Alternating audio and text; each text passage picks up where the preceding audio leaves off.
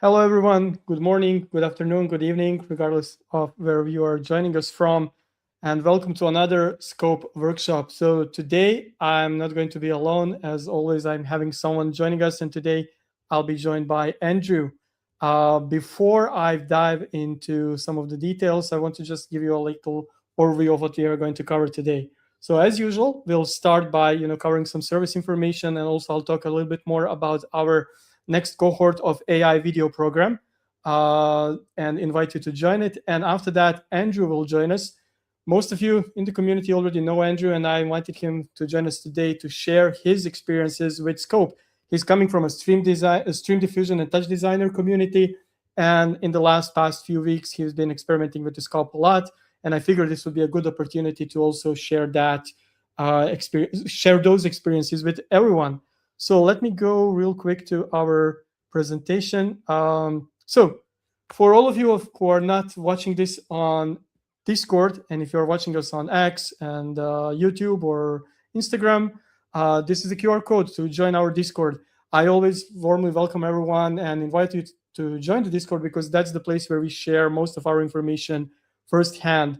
And then you also get the direct access to the team members, you get to ask questions, and you get to stay up to date and informed about everything that is currently going on.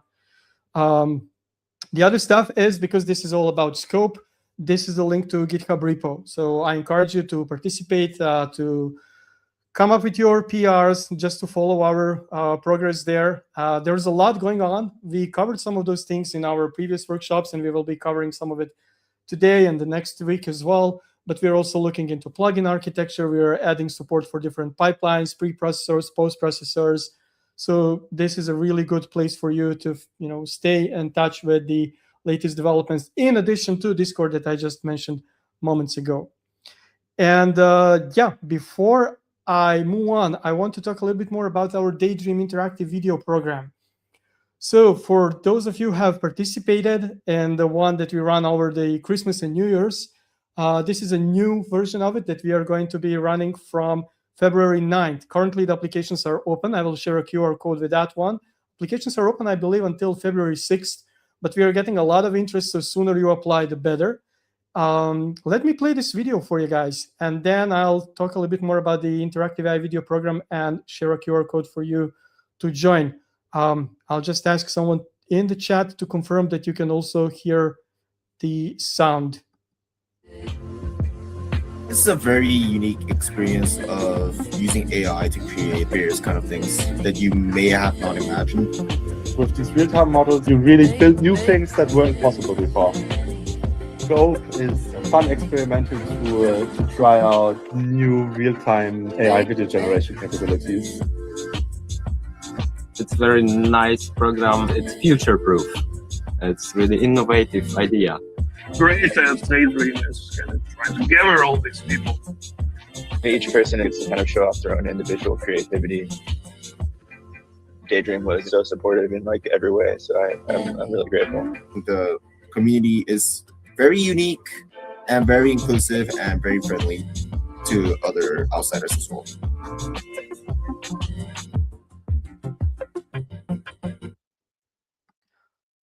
All right, so the deadline is fast approaching, and I want to also say thank you to everyone who participated in creating this video, from the cohort participants, but also the team here at Daydream who put these things together.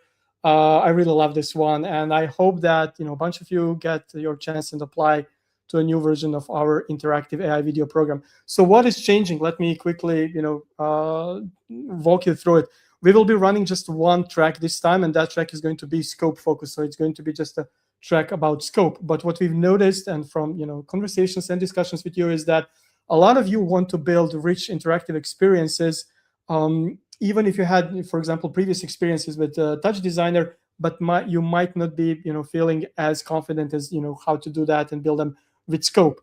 And you definitely can do that. And I don't think that I have a better guest to show us and talk us through about the entire process of how we are going from Touch Designer to Scope and building those interactive experiences than Andrew. So Andrew will join me on stage in a couple of seconds. But before that, as I said, please do go on, scan this QR code, apply, and we will be we will be recruiting people until the February 6th.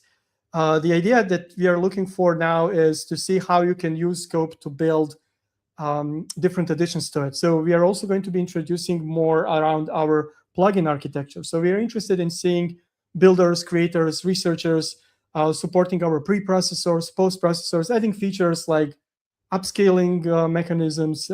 We already seen some, frame interpolators from before.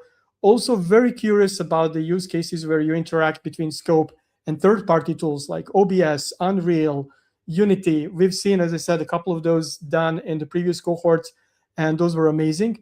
Now we want to take this to another level and also learn from your experiences and what worked, what didn't work, and how can Scope keep improving and becoming like the indispensable part of your interactive AI video workflows. So with no further ado, I'm going back to my main stage, and I would like to welcome Andrew. Andrew, are you with us? Hi. Hey, Andrew. Hi, Andrew. Going.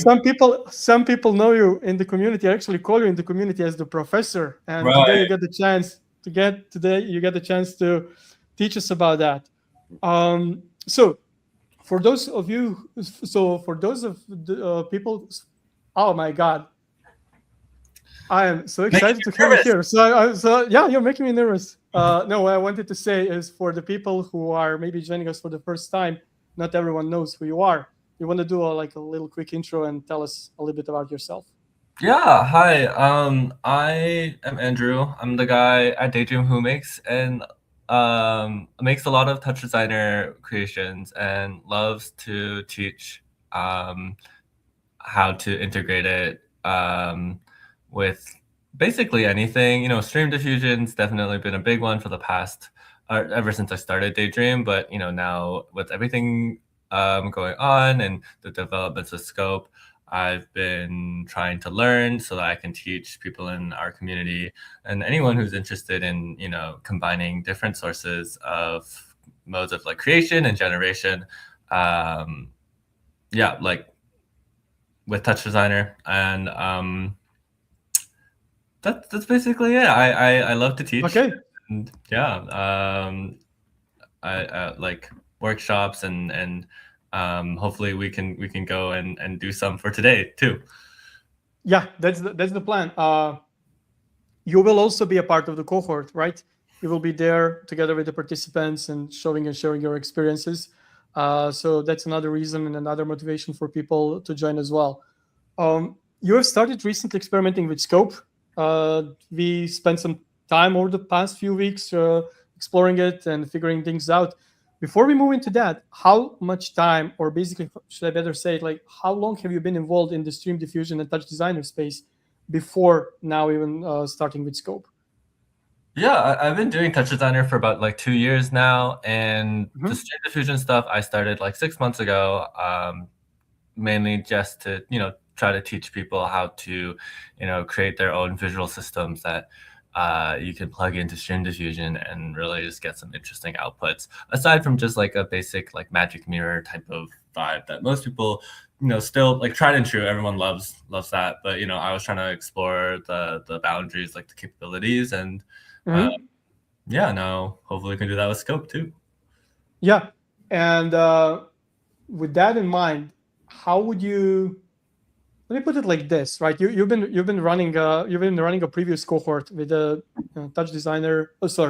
Stream diffusion touch designer people. How would you say and compare those experiences that people have built there with the experiences that could be built with Scope? Are there any overlaps? How is your I would almost dare to say a learning path or transition from knowing that tool now moving towards the Scope? Yeah, How did that work out for you? I feel like I've only really scratched the surface of Scope capabilities, but I think one of the things that's really cool is that you can get a lot higher quality and a higher fidelity visuals that aren't as flickery using much more simple outputs. There's a bit more there's one little trick that I've been using that's been great, and it's using depth maps. And if you know anything about Fusion, depth maps are a way to like use control nets in Stream Diffusion, and basically Scope has its own version of that called Vase, and it works great. And the great thing about Touch Designer is that like you can instantly generate a lot of depth maps easily simply by using like a render network, which is just like a geometric scene. I'll get into that more later, but so far like my experience has been pretty straightforward. Once I kind of made that connection, it makes me rethink a lot of the projects that I used before. But overall, you know, I think of Touch Designer as a tool where you can connect it. I don't know, it's like a Swiss Army knife of like, I don't know, audio visual stuff, right? So I kind of use it as a medium and hold a lot of these plugins that, you know, you can get without Touch Designer. But for me, as someone who loves nodes and is someone who hates coding, not gonna lie, don't love that. You know, I'm a visual learner. I like to see things like my logic flow visually. So for me, it's like being able to have all of the tools that like any sort of user who might be part of that like previous Scope cohort be using in Touch Designer is great. And I just want to like share my experiences so that if anyone else is like me, they don't feel too daunted by the fact that they need to like open up some like coding terminal and like learn how to get like a bunch of like API callbacks or whatever. Awesome. Yeah. That's literally why we wanted to have you here, because you have that, like, as I said earlier to you in our private discussions, like you have this unique experience of being in that position and, you know, running that track and now experimenting with this. Before I let you go, you know, share some of your works, and then I'll also cover questions. I see that Cosmic Crafter has been asking a couple. What was the biggest hurdle or something that, you know, maybe was the most complex part for you in your journey? Was there like such specific moment, or it's like a more of those things? What was kind of most difficult? Yeah, for me, I think definitely. So I don't have a nice, like a super good GPU, and a lot of these new models are they look great. They have like higher fidelity, they higher quality, but because they have that, the trade-off is like you need a much higher GPU, and so because I don't have one, I have to use something called RunPod to basically get my GPU instance, and that is a bit frustrating at times. There's a bit of quirks for making sure that your pod runs smoothly the first time. But, you know, once I got the hang of it through the docs and also through your help, it hasn't really been an issue starting it up. And then everything else that has been difficult is more so just learning the UI, learning what works, what doesn't work. And I feel like I've only been really going at this for maybe like a week and a half, and I feel like I'm pretty set in terms of like being able to successfully run my like a first generation that looks good through Touch Designer. That's cool, and you will show some of those to us. Just for some context for people, so currently there are a couple of options and a couple of ways how you can run Scope, right? So as Andrew said, if you do have a relatively strong GPU, and I'm talking about 4090 or 5090, you can run Scope locally on your machine. And there is an even desktop app for Windows, so it's as easy as, you know, pretty much just starting any app without any installation. You can also install directly from GitHub repo and run it locally. That will work on Windows and it will work on Linux, so, you know, given that you have the NVIDIA's drivers. But for people who are not on those platforms, or for the people who don't have such GPUs, RunPod is one of the options. So basically, you know, GPUs in the cloud. So as Andrew said, it might need a little bit, you know, getting around it, especially for people who are not very technical. But we also try to make that simpler, because there's a template that you can literally just click on, and what it does in the background, it pulls the Docker image with the entire Scope instance and everything that you need to do. Select the GPU that you want to run it on, and just fly with it. And pretty much everything that Andrew is going to show to us today has been done exactly that way, right, on RunPod. What we are looking into as a team is how to make it as easy as possible for people who even don't have GPUs or don't have RAMPad to maybe have some sort of a local inference, but more on that in some coming workshops in the future. So Andrew, do you feel comfortable sharing some of the work that you've done and maybe walk us through it, like how you connected Touch Designer with Scope and some cool insights around it? Let's go. Let's do it. Let's get right into it. I'll just like start off with basically with this image right here. And you know what? I'm gonna just go right with it and like press play. Mm-hmm. So this is just I believe it's like a Stream Diffusion generated visual that is put through a depth estimation plugin. So this is like, so for anyone who's using Touch Designer and already using Stream Diffusion, like you can actually record something live that's like your Stream Diffusion output, and then put that into Scope. And as long as it's a depth map, then it'll work great. But on top of that, I have a few prompts right here that I generated using our documentation on how to write good prompts for our model. Right now, I'm using LongLive, which is the smallest model. But basically, I put the documentation, and then I was like, hey, write me something like organic. And ChatGPT kind of spit me out a pretty good prompt.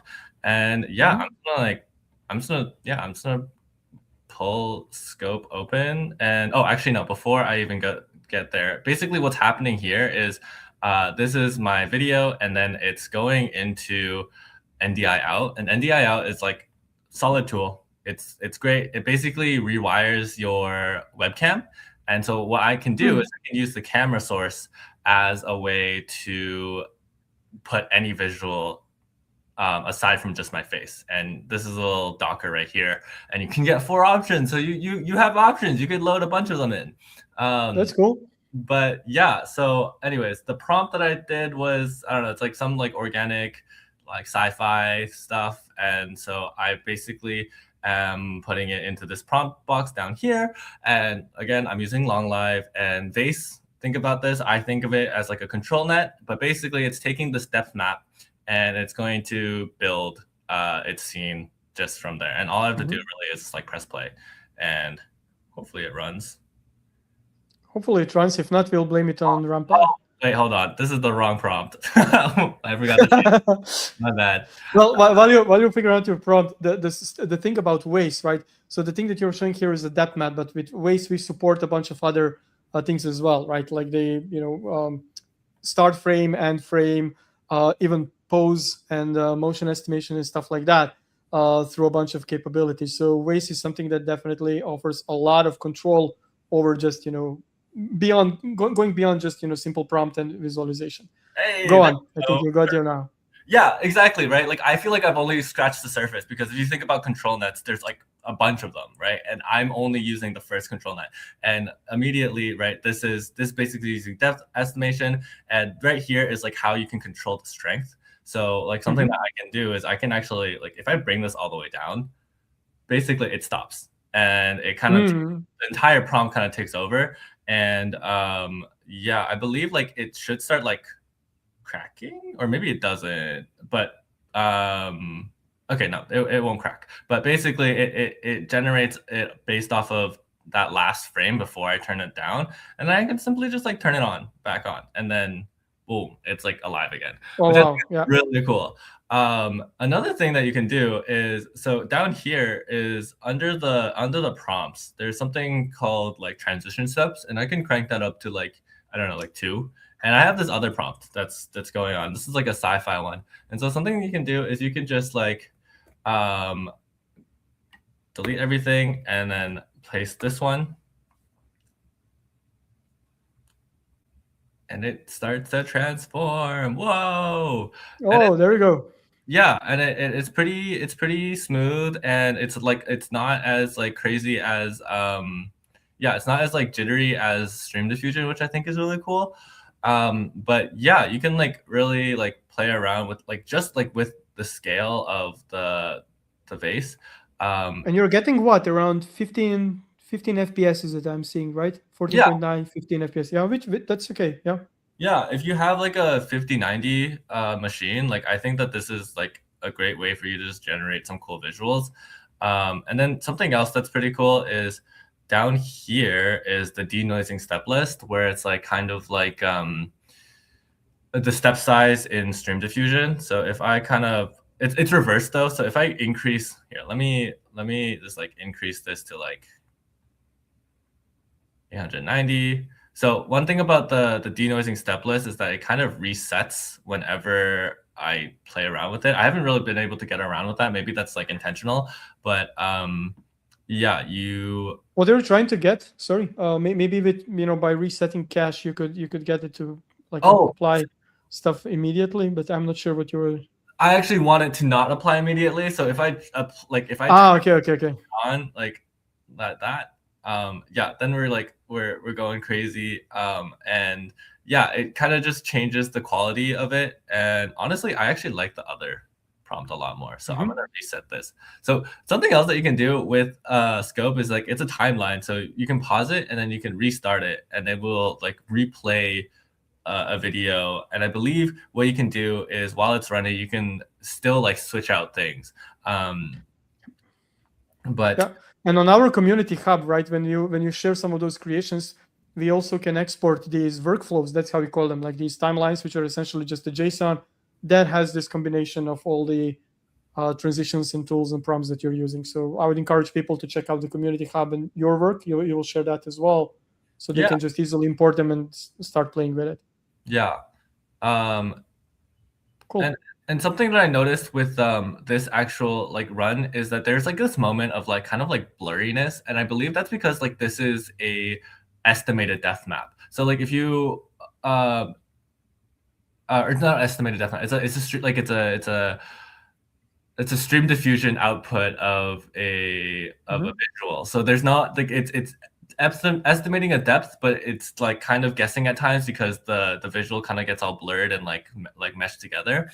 But yeah, overall, like being able to just play around with like these two options are pretty good. Like if I crank down the step size all the way to like nothing, then I get like to me it kind of looks like more like my original. But then when I go all the way to the highest amount, it's much. I mean.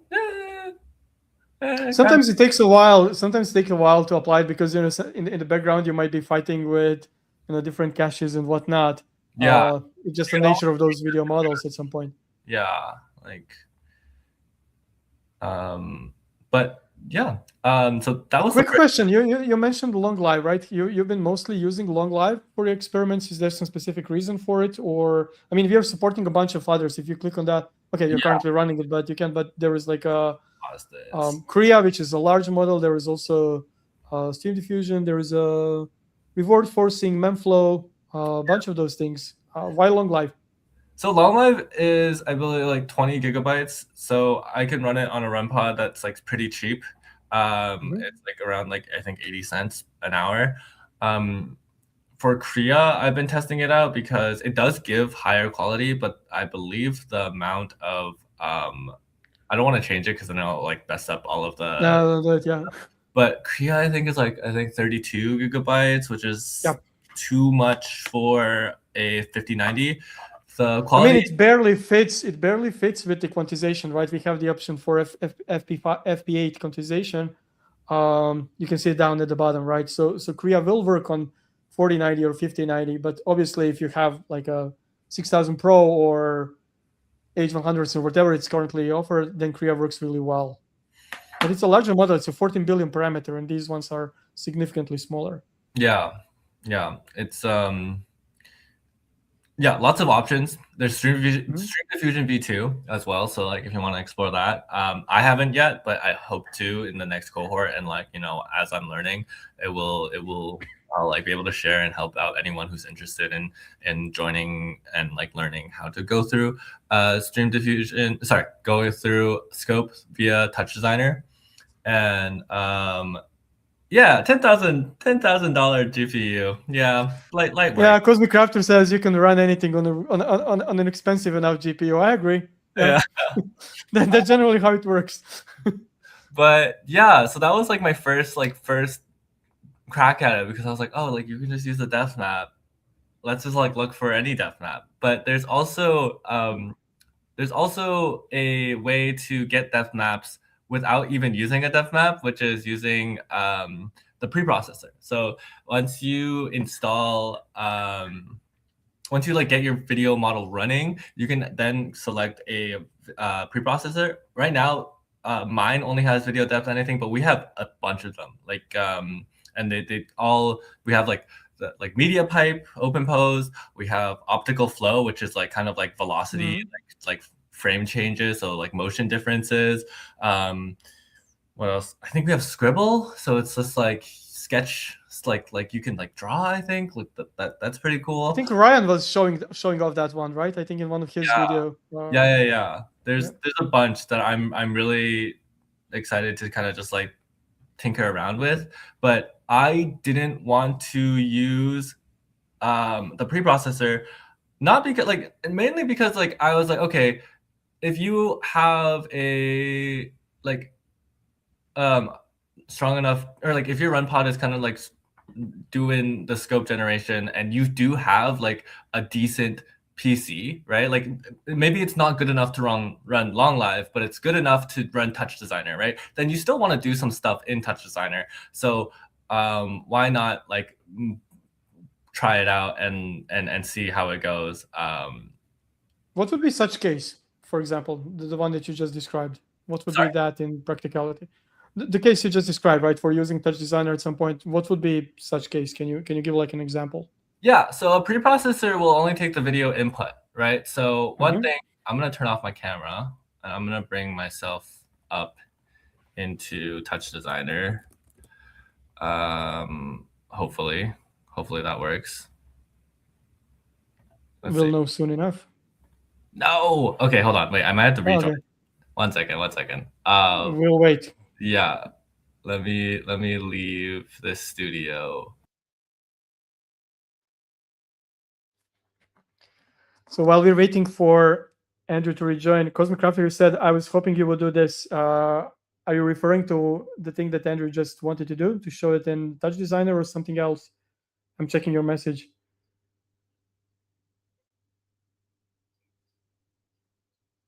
And in the meantime, yeah, you can scan the QR code and join our AI video program, where you can experiment with Andrew and build things like this.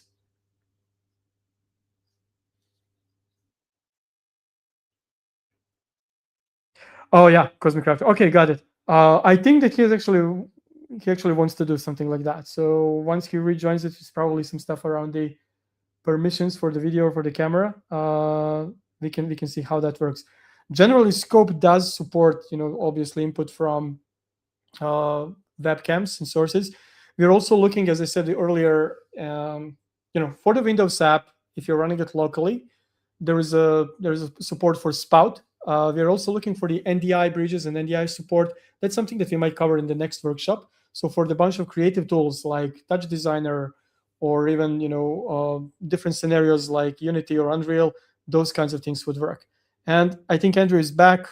At least we can see him in Touch Designer.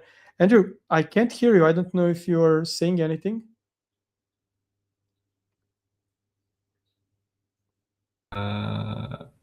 Oh man. Now I can hear you. Oh, okay, awesome, perfect. Okay, great. You're good. My camera is now on Touch Designer. I mean, yeah. Let me bring myself. Let me bring myself a bit smaller. Hello. Okay. Hello. So one thing that you can do with that not using a preprocessor can help out with is, so what I have also in this little guy right now is, I have a video of myself, and I'm gonna put this through TD depth anything, which is a depth and like estimation, like so. And so you can do this straight. Like I could put this entire like video of myself into this. Like I could put this here, right? And I don't need to use the 2D depth anything. And and then you could use a preprocessor to generate that, which is like fine. But something else that you can do actually is, but if you are able to get your depth map first and then use your own depth map, what you can do is you can actually like combine 2 depth maps together to basically create a custom scene with yourself. And so I'm just gonna run this first one. And I think it's just, let me see. Is it the one with cubes? Yeah, so, whoop. Okay, I'm gonna delete this one. And so I'm also gonna bring this all the way up. I'm gonna reset this denoising. So this is just a video of a person, and I can, do some messing around and stuff like that. And because it's a depth estimation, it kind of gets messed up if I change the amount of like depth of field. So I kind of have to keep my hands like around here, and that's cool, right? Like we've seen this before. It's real time and whatnot. But something else that's really interesting is, well, I can also just let me change this to be 0.5 to bring in the cubes. And now I got a bunch of cubes floating around me. And there we go. With and what we can do actually, let me restart this actually. As I think this prompt, I actually added some descriptions for the cubes. So, oh, maybe it's not this one. Let me see. They're supposed to be glowing. Close enough, but you'll get it. Close enough. Oh, here. Let me retry this.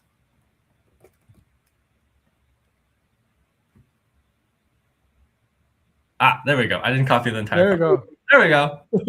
Yeah, something you can do is like you have all of these cubes that you can kind of like get floating around your screen that you wouldn't be able to do if you were to just put in. Well, I think you might be able to, but it's just like you can't really like render. Like if I were to just like composite like these cubes onto my video camera, it would just kind of float in front of me. And but with the depth maps, I'm actually able to make it look like it like goes behind me, which I think is really cool. And with all the tools that Touch Designer has, I'm again only scratching the surface, right? But like imagine if I could like pick up one of them, which I could totally do. I could just like doink, but it's pick up the ice cube, yeah. Yeah, pick up a little ice cube and gonna go crazy. But yeah, it's pretty awesome. Like I can like play around with this guy as well. Like I can like bring these down. Ooh, slowly. Hold on. While you're figuring that out, Hunter asks, like, is it possible to turn the cubes on and off so that they work like a VFX? Yeah, so let's actually try that. So I can actually so now they're kind of floating in front of my face. I brought them down a bit, but I can turn them off. Now, one thing that happens is so now they kind of, they float. They kind of, so one of the things that I kind of discovered is like, it tries to keep, the video model tries to keep it as consistent as possible. So that means that like when it's gone, they'll still kind of be around like as like hallucinations, and I can like, I think if I like try to swipe it away, then they kind of disappear. But something they're else, still somewhere in the KV cache, right? They're still cached in the in yeah. the previous stuff. I believe that's the reasoning. But you got them back, right? Yeah. Also, this is because the prompt I added like a very I believe.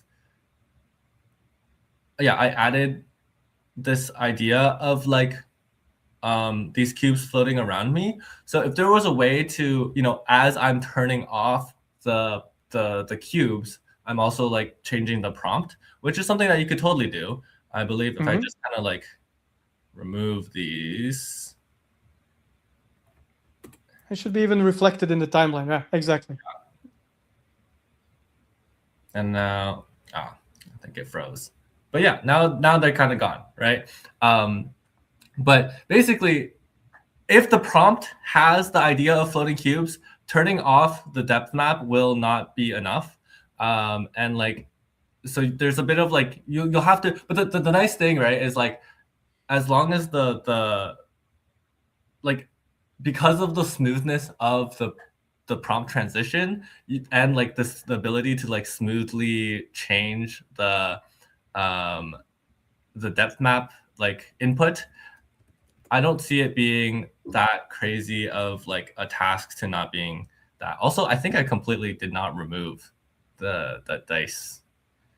Because it still kept them and just added a bunch of new ones, right? Yeah. Yeah. I think I removed the description of the dice. Or maybe this is a cache. Anyways, I'm still learning, but already I feel like there's a lot that you can do with this type of stuff. Another way to keep it stable is, so I tried using a reference image, but the deformity kind of goes off like really quickly, which I think is like a bit not ideal. But I believe there was someone in our previous cohort that used both the reference image and plus LoRa's, yeah, which is something I think David did that, right? Yeah. But yeah, that's I think that his combination of using reference image plus LoRa's plus, even if you use like a processor for the depth map, gives you a really solid consistency, right? And less decay over time that the model itself, that model on its own would do, right? So you can give it like a couple of those, I don't want to say guardrails, but definitely things that are trying to keep it in check for a longer time horizons, right? If you want to go beyond a couple of minutes and stuff like that. So I think that's a really meaningful approach if you want to go down that route. Yeah, but overall, like if you don't want to remove them, like you can play around with like the sizing and everything like that. Like if I crank up, I believe this is the size, I can like crank these cubes pretty big and they'll just grow. There you go. Yeah. And like bring them all the way down so they're tiny. Yeah, I can like, I think I can even like change the rotation maybe. Like, that's not as noticeable. Maybe I can add more. Let me see. I'm gonna add more. While you're working on that, Cosmic Craft has said like inside Touch Designer using Media Pipe Interactive, you can swat them and pop them. So basically answering to that could be like an approach. Yeah, it's and another thing that is great about it is I don't even think that this is like the best version of TD Depth anything. This is like like one that I installed like maybe a year ago. So okay, even like this like it's a bit flickery, but and it kind of uses a lot more GPU than I would like. But I'm pretty sure there have been advancements in the like in Depth anything to the point where there's like less flickering and then also less like GPU usage. So you can really kind of go crazy. Like, but overall, it's the idea of like, to me, what this like first go at Scope is kind of communicating to me is like, a lot. I think a lot of Touch Designer users kind of create 3D scenes. They use something called instancing, which is like a pretty standard way of making like your artworks. And all I'm really doing is here. Let me bring back the sizing of the the squares so they're a bit more obvious. By the way, as a side question, how much time did it took you from getting your feet wet with Scope to producing and creating something like this? What was your learning curve? Like how much time did you have to spend before you were able to create something like this? So something like this definitely took me like so this specific project I made this morning in like 30, like not even 30 minutes, like 10 minutes because I accidentally forgot to save yesterday, so I had to remake it. But it was like maybe like 30 minutes of like of testing again. Overall, learning it. I kind of spent, I would say like the first week was definitely kind of just like trying to get all of the understandings of like what is making scope laggy, what is scope trying, like why does scope take so long to run, like what is the reason why sometimes when I press start I have to wait an extra like 10 minutes or like 5 minutes versus like, you know, just like instantly being able to do something like this. So it's quick. Like being like, if you have like an idea in Touch Designer that you already like, I could like load up any other previous project that I made in Touch Designer, and as long as I can, you know, get a depth map out of it, I can do something cool with it, you know. So you would say like it's a sensible path for people who are on the Stream Diffusion track, Touch Designer track, basically people who have those experiences, to, you know, start using scope or experimenting with scope as a part of their creative toolbox? Yeah, absolutely. Also, especially, you know, since I've kind of gotten like through, since I've kind of ran through the gauntlet of like figuring out the UI quirks, I would say I'm pretty confident in like being able to help anyone that does have questions about like how to get things up and running. So that's always like yeah, like I'm gonna be here to like help people out. So absolutely, like you don't need to go through the same pains as I did, where I was, you know, wondering like, oh, why? Like for example, if I play like if I pause this and then play it again, the startup time is like kind of instant. But one thing is that if I were to play around with vase and also if I turn off vase, if I change the seed, if I change the height and width, then the next time I press play, it will have to give the model a longer time to load. And like, you know, no one really told me about that. And at first it was a bit frustrating because I was like, oh, is this because my run pod is broken or something like that, or like did I break the parameters or something like that? But like no, like, now I can like confidently say no, like if you play around with these, you expect a longer waiting time the next time you press start. And yeah, I can tell that to like anyone who wants to learn, and I think that's like pretty awesome. One thing that I want to share now is you've been saying like, you know, you've went through a lot of these things on your own, exploring and, you know, checking the docs, talking with the people and, you know, the team inside. For people who are joining the AI interactive video program, we will be having regular workshops. These scopes workshops actually are going to become part of that. Also, they're going to be daily office hours. So when people are trying to build something, either, you know, from their experience with Touch Designer or so on, we will be there so we can share these experiences with them. And I would like to encourage everyone to actually make a use of the fact that us, the team, will be there. So you can, you know, jump over some of the hurdles that maybe you've spent too much time. And, you know, Andrew did it in a couple of weeks' time. We're happy to share a bunch of those experiences and just watch you create something that we didn't even think of right now. Yeah. Totally. I think that like I'm really excited for the workshops again because like, you know, I'm going to be part of that cohort. I want to learn all of the little, you know, bits and pieces of scope that I haven't explored yet. And yeah, I can also help out anyone who wants to approach it from a Touch Designer angle. Andrew, you said, you know, you explored the different bits and pieces. Do you have any other projects or stuff that you posted to Community Hub, something that you want to show up or maybe share some interesting learning that you had? Yes. So I've actually been documenting all of my Touch Designer X Scope stuff from the first get-go, my first little project. Let's see the splat. Yeah, a little bubbly splat. So this was using an older blob project, and this was before I even knew what like vase was. I was just like, oh, how do I connect Touch Designer to Scope? Remember that.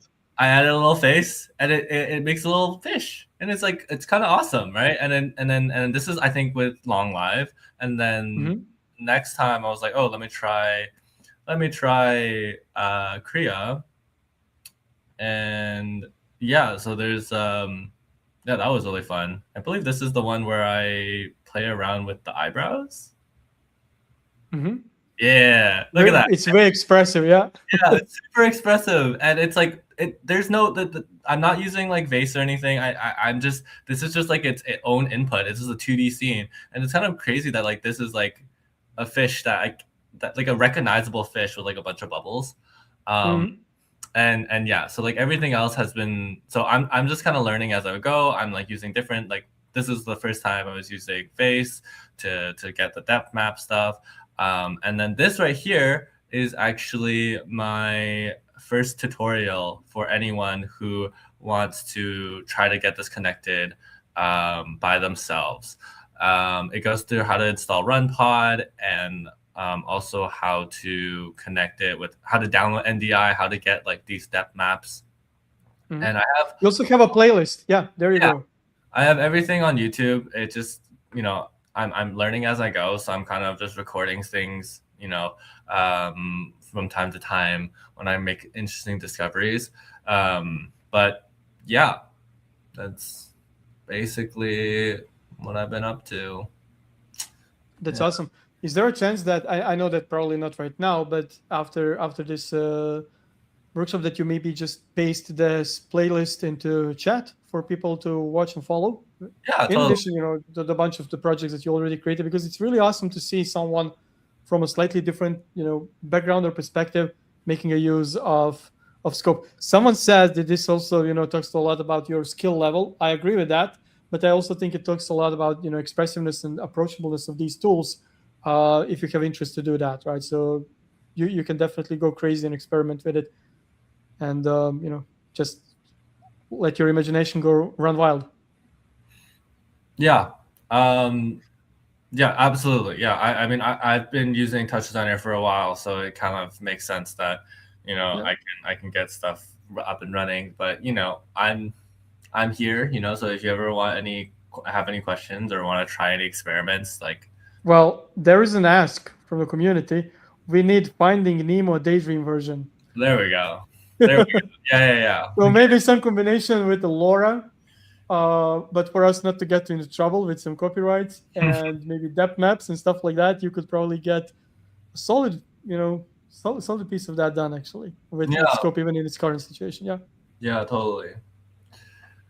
Cool. Yeah, I mean that's all I really wanted to show. I'm gonna stop. Andrew, what's next for you? What do you want to do next? Do you want to share with us, or you're still figuring it out? So next for me, I think is definitely so. If I go back to that, that OG one that not the OG one, the first one that I was showing off.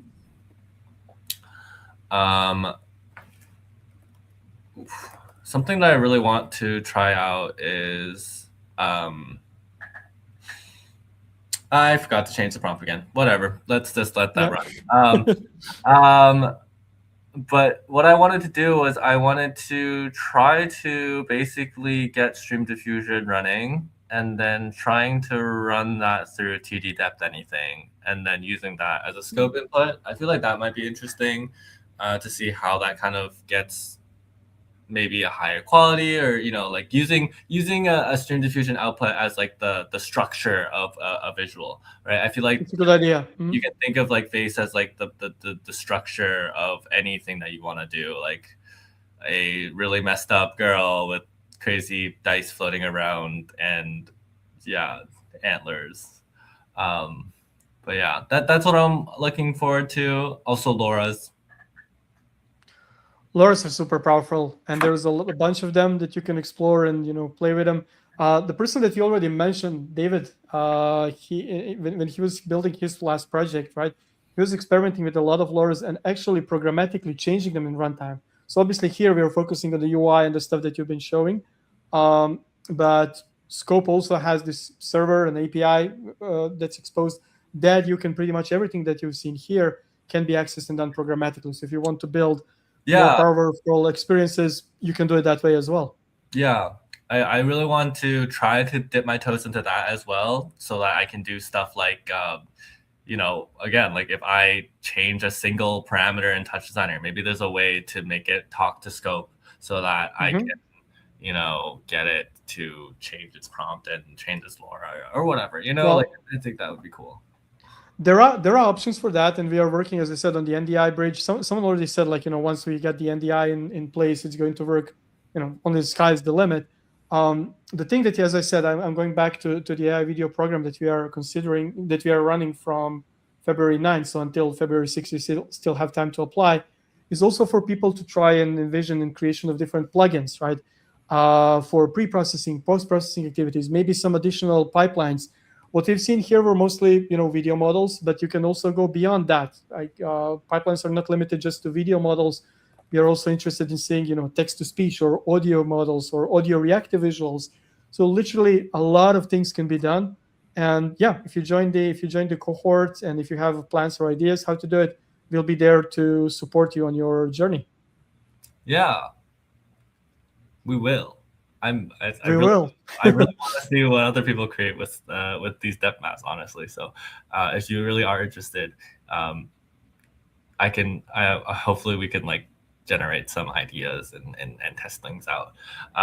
Emil asks, what is the highest resolution that you can get with scope, and does resolution affect FPS? It does. Yeah. Yeah, it definitely does. I plugged in 1024 by 1024 because right now I'm running on a much higher GPU. I think this one's like $5 an hour, which is really expensive. Is it B200? The B200, yeah. B200, yeah. But this is at 1024 by 1024, which is definitely overkill, and it's really laggy. But to that point, right? To Emil's question, right? So one of the things that we are also encouraging people to do, but we are also looking into that ourselves, is again tapping into pre-processors and post-processors, and some of those could be upscalers. So you could go with a smaller resolution and then use an upscaler to give you a higher resolution without really having a lot of burden on top of the GPU itself. And at the same time, if you need a higher FPSs, there is a post-processor that we implemented, Rife, right? That can interpolate frames that you need. So even if you're getting, say, 15, 16, maybe 17 FPSs on Kria on a relatively large resolution, if you were to apply Rife post-processor, you would get up to 25, 26 FPSs for that really smooth cinematic look. So Scope can definitely work around those things. And if people want to experiment and extend those things and maybe build their own, we are very much open to that. In fact, we would love to see those things done. Yeah. What are you trying now? Are you trying to break it? No, yeah, No? I kind of blanked out. I had an idea, but then I totally forgot it. I'm gonna stop it. I'm gonna probably stop this instance. Yeah, we have that is fine. We're actually on time. To say, when you stop this pod, you have to terminate it because it will cost you 6 cents an hour. And last night I forgot to, and it drained my wallet of probably 25 cents. Messed up. That's messed up. You don't want to do that. That's so wrong. That's so wrong. We'll need to refund you, and it's going to be a very hard and difficult conversation, I can tell after this. Andrew, thank you so much for joining us. It was a pleasure as always having you here. Thanks everyone. Whether you're watching us from Discord, YouTube, X, wherever you are more than welcome. And I invite you to scan this QR code, join our next cohort. It's going to be a lot of fun. We want to see you build, create, innovate on top of the scope that we're building. And also we want to learn from you, but also together with you. And until the next one, take care. Keep creating. Thanks, guys. Bye-bye. Goodbye.